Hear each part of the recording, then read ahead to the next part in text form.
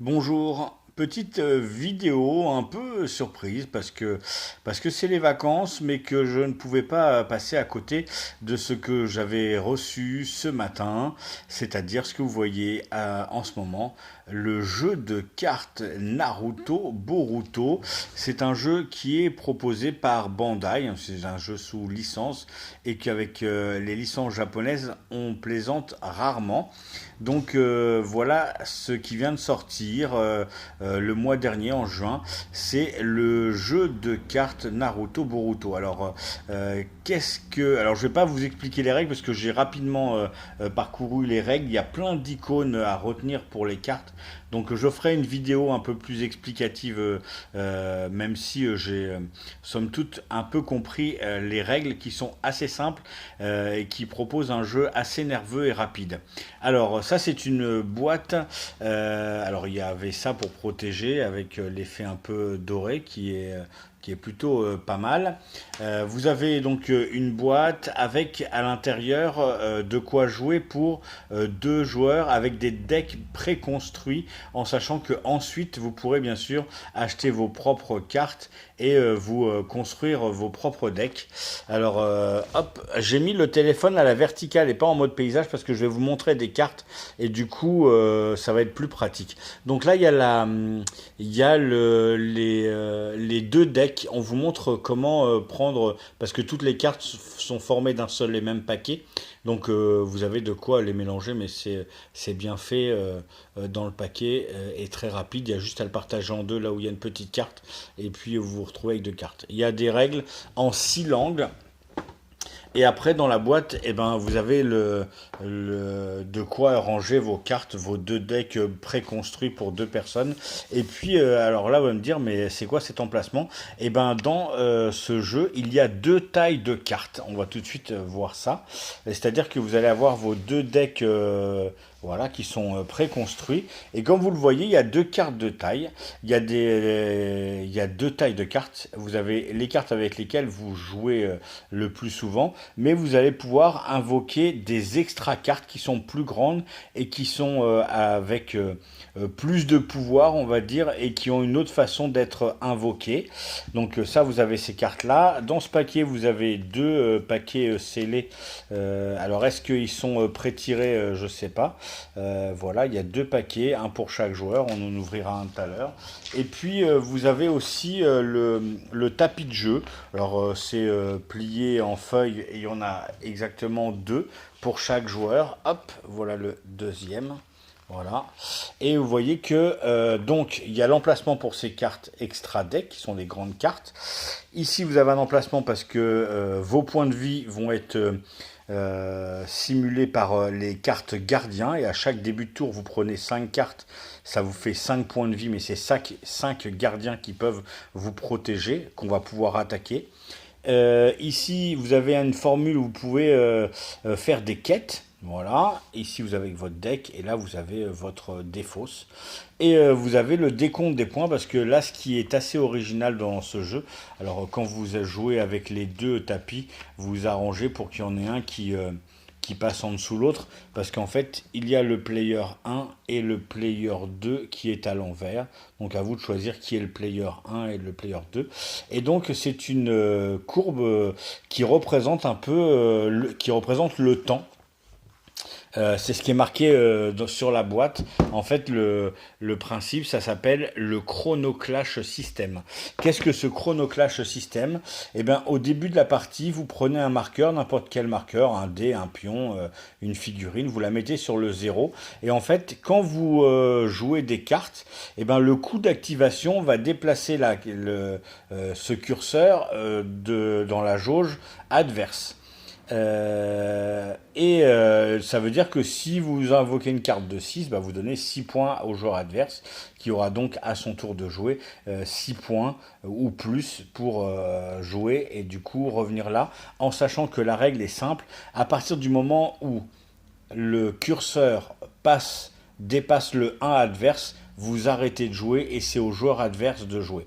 Ce qui implique que il faut penser à faire toutes vos attaques et vos actions avant d'invoquer des cartes qui vont déplacer le curseur. Parce que si vous ne faites pas vos attaques, que vous invoquez des cartes et que vous déplacez le curseur, à partir du moment où vous dépassez le 1, eh ben, votre tour s'arrête et c'est au joueur adverse d'attaquer.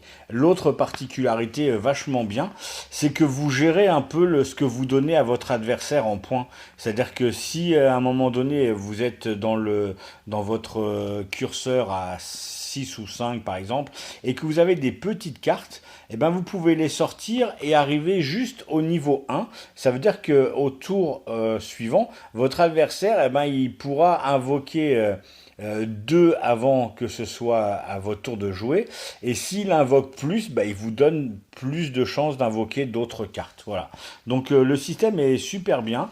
Et du coup, ça fait des parties qui peuvent être assez rapides. Alors maintenant, voyons un peu ces cartes qui sont absolument superbes. Alors déjà le dos, voilà, avec les illustrations. Je pense que c'est des vraies illustrations de la série. À côté de ça, je sais pas combien il y a de centaines d'épisodes de Naruto.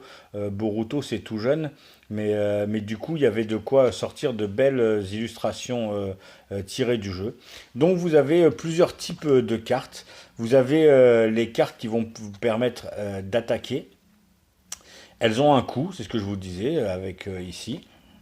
Elles ont des pouvoirs, voilà. Alors ça, c'est la chose sur laquelle il faut que je me pense parce que c'est des icônes et que la carte qui est fournie avec le paquet qui vous permet d'avoir des repères, elle est ici, et ben elle est en anglais. Voilà. Mais il y a une règle en français, hein. Il y a une règle en français, allemand, anglais, italien, espagnol, portugais. Mais la petite carte, elle est en anglais.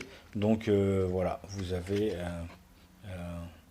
le système de points, si vous voulez, le système de points. Et derrière, un rappel des différents coups, donc en anglais. Donc il faut les connaître, ces icônes. Donc il y a plusieurs icônes qui vous permettent d'attaquer les gardiens, de renvoyer les cartes dans votre main, d'attaquer au premier tour alors que normalement vous n'avez pas le droit. Et après, elles ont une force. Donc il y a les cartes qui ont des forces et qui du coup vont être comparées les unes aux autres. Et puis il y a des cartes avec une bordure blanche. Je vais vous trouver ça tout de suite. Alors j'ai pas mélangé le paquet, il est encore tout neuf. Voilà, il y a ces cartes avec les bordures blanches qui ont des points et c'est des cartes d'action. Vous voyez, il y a plus d'icônes et il n'y a surtout pas de points d'attaque. Voilà, donc elles coûtent moins cher. C'est des cartes que vous jouez une fois, vous résolvez toutes les icônes et après vous les détruisez et elles vont dans votre défausse. Donc voilà un peu ces cartes. Donc il y a 2 paquets préconstruits de 50 cartes chacun. Et il y a un autre deck, c'est ces extra cartes, qui sont donc les grandes cartes, qui sont des grosses créatures, avec également un point de coup, un point d'attaque et des effets.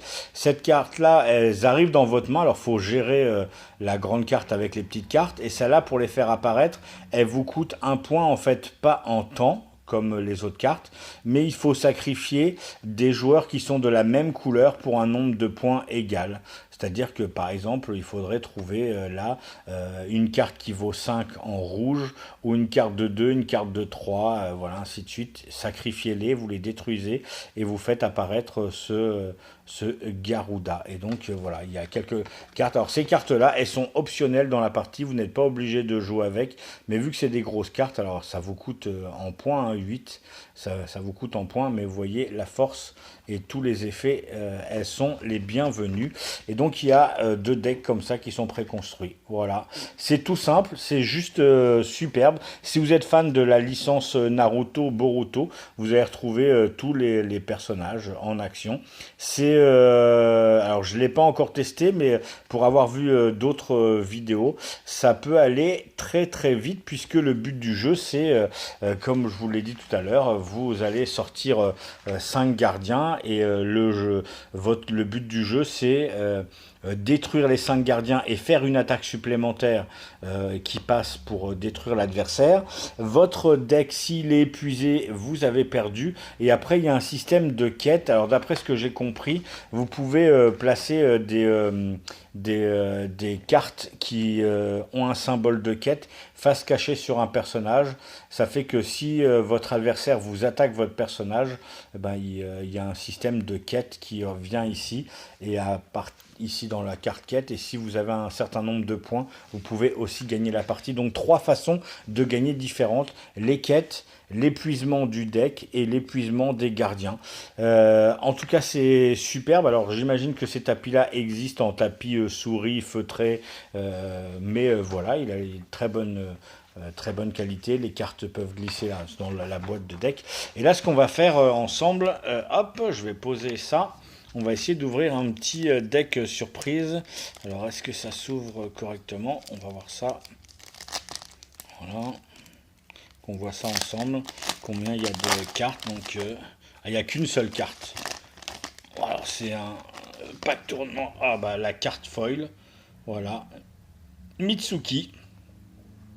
Donc j'imagine que cette icône c'est célérité, ce que dire c'est rapidité en fait. Ils appellent ça des butlers. Le butler peut attaquer le tour où vous l'invoquez, parce que les cartes quand elles arrivent, c'est comme Magic, elles peuvent pas attaquer au premier tour. Ah bah, celle-là, elle peut attaquer au premier tour, donc elle attaque avec 2. Mais vous voyez, ils ont elle a un super effet foil. Voilà, hop. Donc on va en profiter, bah, on va ouvrir la deuxième puisqu'il n'y a que 2 cartes. Alors, comme bien sûr j'ai l'habitude, j'ai pas le prix de la boîte, voilà, mais c'est facile à trouver. Et l'autre, c'est aussi une carte avec un effet foil, ici sur l'effet là, et c'est Kabuto Yakushi. Voilà, il coûte que 1, 3 d'attaque. Et là, si on regarde les effets, alors est-ce que je peux zoomer? Non, ça le fait pas. Hop, je suis trop près. Voilà, alors ça fait apparaître une extra carte. Donc vous pouvez, quand il arrive en jeu, appeler une extra carte dans votre main, les grandes cartes. Et puis, Chosen, cette carte-là, cette icône-là. Alors, l'adversaire, la capacité vise un adversaire de votre choix, l'adversaire choisi. Voilà, j'en sais pas plus. Et cette capacité-là, ça a l'air d'être un bouclier. Alors, s'il y a un nombre positif sur l'icône, posez autant de cartes du haut de votre deck au-dessus de votre pile de gardiens sans les regarder.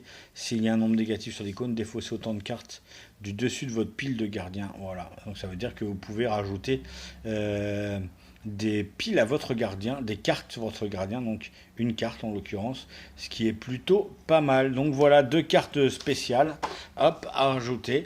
Donc alors on peut regarder vite fait les cartes. Voilà, vous voyez, vous allez retrouver les personnages de la série.